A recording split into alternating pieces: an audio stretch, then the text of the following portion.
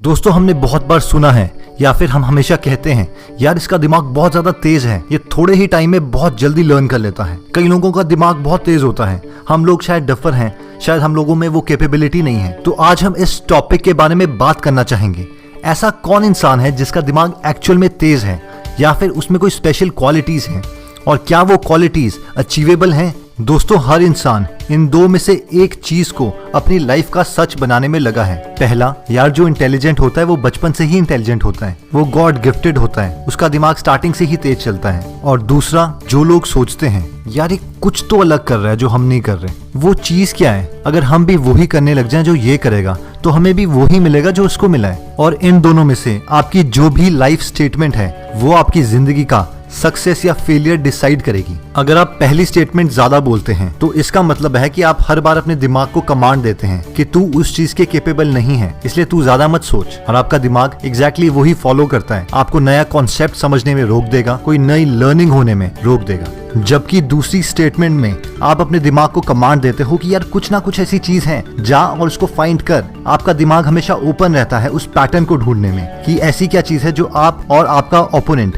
Different कर रहा है, और जल्दी ही आप उस चीज को ढूंढ लेते हैं और फाइनली सक्सेसफुल हो जाते हैं। इवन आइंस्टाइन के बारे में दो थ्योरी है। पहले लोग ये कहते हैं कि आइंस्टाइन स्टार्टिंग से ही बहुत इंटेलिजेंट थे, इसीलिए उन्होंने थ्योरी ऑफ रिलेटिविटी ढूंढ ली। जबकि दूसरे लोग उनमें छिपी हुई क्वालिटीज को निकालने की कोशिश करते हैं और वो कहते हैं कि आइंस्टाइन बहुत ज्यादा परसिस्ट करते थे, कभी हार नहीं मानते थे और पूरी जिंदगी एक ही चीज के पीछे पड़े रहे, लाइट। और फाइनली अब उन्होंने वो कर दिखाया जो आज तक कोई नहीं कर पाया। तो चलिए आज हम उन 4 क्वालिटीज के बारे में बात करेंगे जो किसी भी इंसान के दिमाग को सुपर इंटेलिजेंट बना सकती है।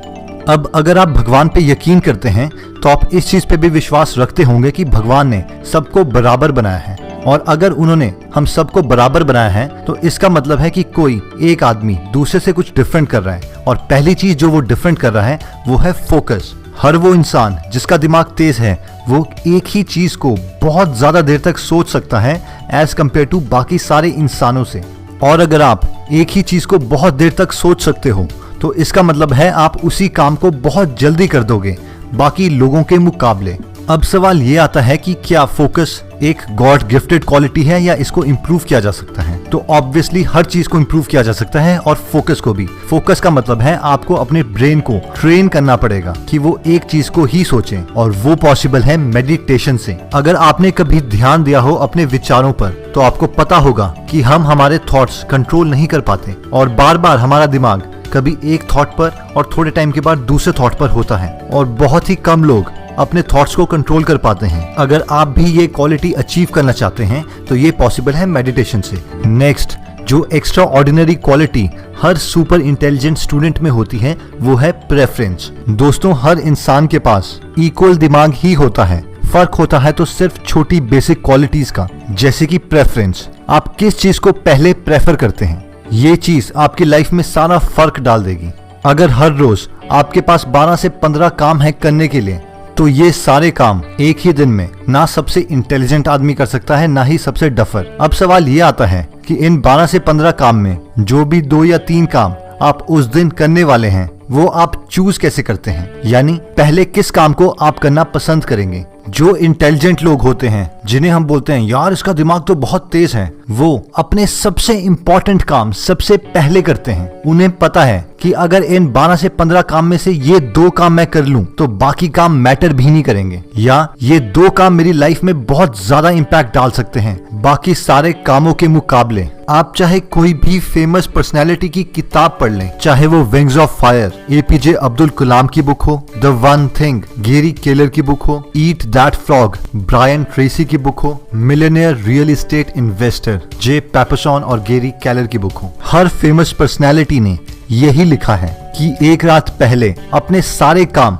एक जगह पर लिख लें और अपने सबसे इंपॉर्टेंट काम में ए लिख लें, उसके बाद सेकंड इंपॉर्टेंट काम के सामने बी लिख लें, और ऐसे ही हर काम को कैटेगराइज कर लें। और अगले दिन सबसे पहले स्टार्ट करें अपने प्रायोरिटी नंबर 1 से, क्योंकि ऑर्डर ही सक्सेस है। जिस ऑर्डर में आप अपना हर काम कर रहे हैं वही आपकी सक्सेस डिटरमिन करेगी।